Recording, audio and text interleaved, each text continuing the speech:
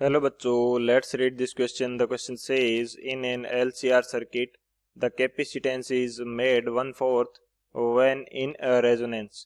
Then what should be the change in inductance so that the circuit remains in resonance? Option first 4 times, option second 1/4 times, option third 8 times and option fourth 2 times.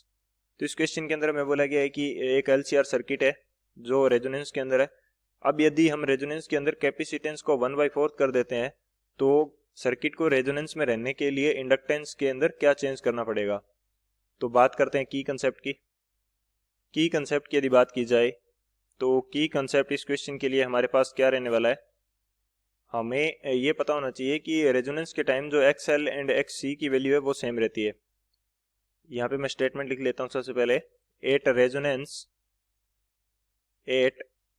Resonance जो हमारे पास XL की value है वो किसके equal रहती है, वो XC के इक्वल रहती है। ये हमारे पास रेजोनेंस की कंडीशन रहती है।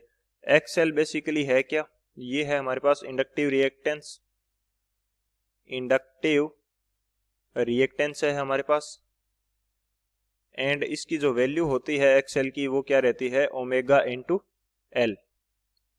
ओमेगा हमारे पास है रेजोनेंस फ्रीक्वेंसी, या बोल सकते हैं कि रेजोनेंस एंगुलर फ्रीक्वेंसी है, एंड एल हमारे पास इंडक्टेंस है।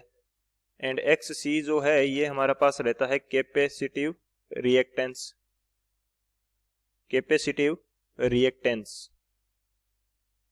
एंड इसकी जो वैल्यू होती है हमारे पास ये क्या रहती है, XC रहता है 1/ωc। ओमेगा हमारे पास वही एंगुलर रेजोनेटिक फ्रीक्वेंसी है एंड C हमारे पास क्या है, कैपेसिटेंस है। तो ये वैल्यू हमारे पास रहने वाली है रेजोनेंस के टाइम। तो XL is equal to XC रहेगा। XL हमारा क्या है, omega into L, and XC क्या है 1/ωc। तो यहां से ओमेगा स्क्वायर क्या आ रहा है, ओमेगा स्क्वायर आ रहा है 1/LC। तो ये हमारा क्या रहेगा, मेन की कंसेप्ट रहेगा इस क्वेश्चन के लिए। तो इस की कंसेप्ट की हेल्प से इस क्वेश्चन को सोल्व करते हैं। बात करें सॉल्यूशन की, तो जब हमारे पास रेजोनेंस एस्टेब्लिश हुआ था तो ओमेगा स्क्वायर की वैल्यू थी 1/LC। फिर हम बोल रहे हैं कि हम C को जो कैपेसिटेंस है इसको 1/4 कर देते हैं और हमें चाहिए तो हमारे पास ओमेगा डैश आ जाएगा। ओमेगा डैश की स्क्वायर हमारे पास क्या होगी, 1/L dash into C dash.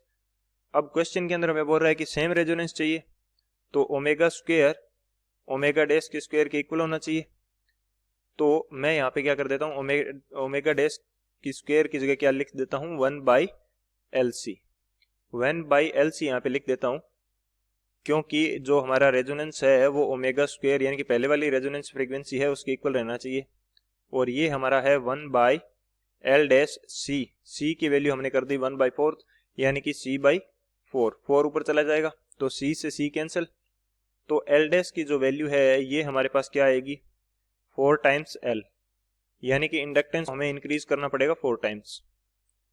Inductance को इंक्रीज करना पड़ेगा 4 टाइम्स ताकि हमारी जो सेम रेजोनेंस कंडीशन है वो एस्टेब्लिश हो सके। तो करेक्ट ऑप्शन कौन सा हो जाएगा हमारे पास, जो ए ऑप्शन है 4 टाइम्स, ये हमारा करेक्ट हो जाएगा। So option A is the final answer. I hope you understood it well. Best of luck. Thank you.